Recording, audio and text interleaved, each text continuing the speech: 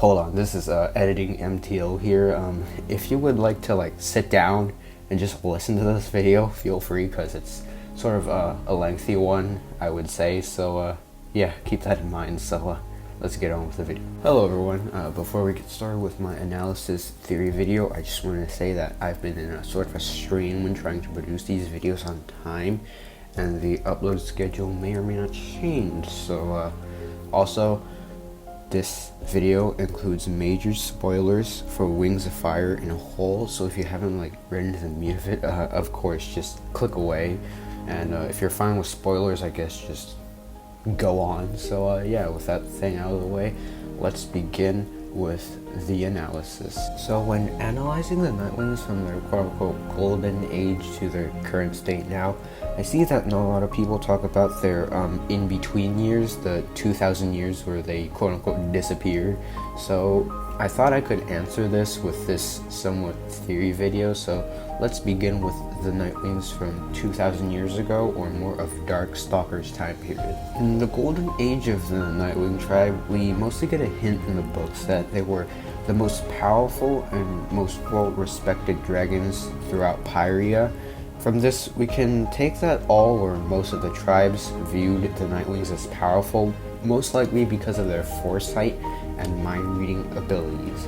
This was further proved when Arctic and Flow Slayer had Darkstalker, which he had gained animus magic from his father, and the power of foresight and mind-reading from the Three Moons, making him possibly and arguably the most powerful dragon known to dragonkind, and technically also making the Nightwings the most powerful tribe ever at that time period, as the Queen easily could have used him, which she did. But this title would be rapidly taken away as Darkstalker soon became too powerful and was beginning to plot to assassinate the Queen and steal her power, until before his friends Fathom and Clearsight stopped him and put him under a mountain where he would sleep for the next 2000 years until he was later freed by peril.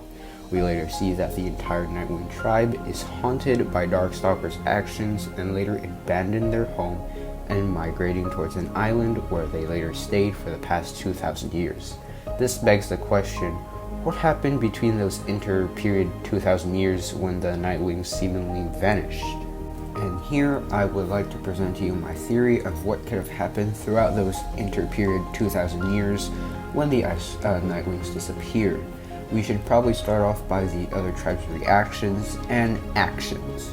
Most likely when the tribes came to trade with the Nightwings in the markets, they found the Night Kingdom abandoned, and this prompted some of the traders to tell others, and in turn this would have spread throughout to the tribe queens. When learning about the recent abandonment of the Night Kingdom, some or most of them would be shocked, but some queens, most likely the Sandwings, could have looted the Night Kingdom of their treasures, as the Nightwings could have only carried so much with them to their new island home. This could also explain why the Sandwings were known for their vast wealth in their treasuries. After everything was looted and finished, there was likely of no value left, and the Night Kingdom was left to deteriorate and rot in the elements of time. While some dragons may have tried to find out where the Nightwings went, no one could ever truly explain where they went, and was later presumed a mystery. With the tribe's views of the Nightwings' disappearance settled, let's discuss how the Nightwings' own tribe evolved in the interperiod of 2000 years.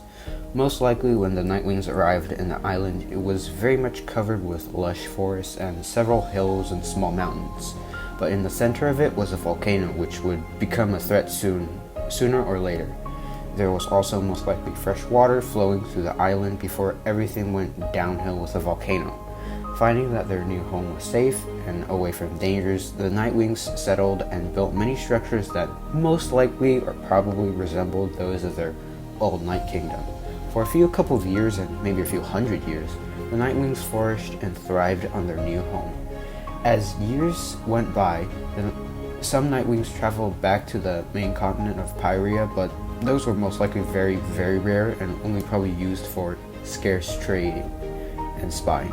With any other closed society, however, it is very hard to find resources for your ever-growing society and population, and these were probably the first problems of the Nightwings on their island home. there were most likely not enough food for the Nightwings to go around with, and created a mass famine with the tribe with a lack of food and malnutrition. Following the devastating event, dragons would soon start dying, and only the strongest, fittest, and most robust Nightwings survived. With only just a handful of Nightwings left, inbreeding probably or most likely ensued, but the tribe never recovered from the mass death and continued to live on until a volcano eruption destroyed most of the landscape and turned what we know as the Nightwing Island in the modern age of Wings of Fire. And well, yeah, that's all I have for this video. Please don't take this video as God's word for what really happened in the 2,000 years when the Nightwings disappeared. This is just mere speculation and me throwing out thoughts into a video and smashing them all in together. So yeah, feel free to leave a comment about this style of videos and if I should do more. So yeah, thanks for watching, and remember, this is only a Wings of Fire theory. Again, just don't take this as my word for what really happened, alright? Thanks for watching.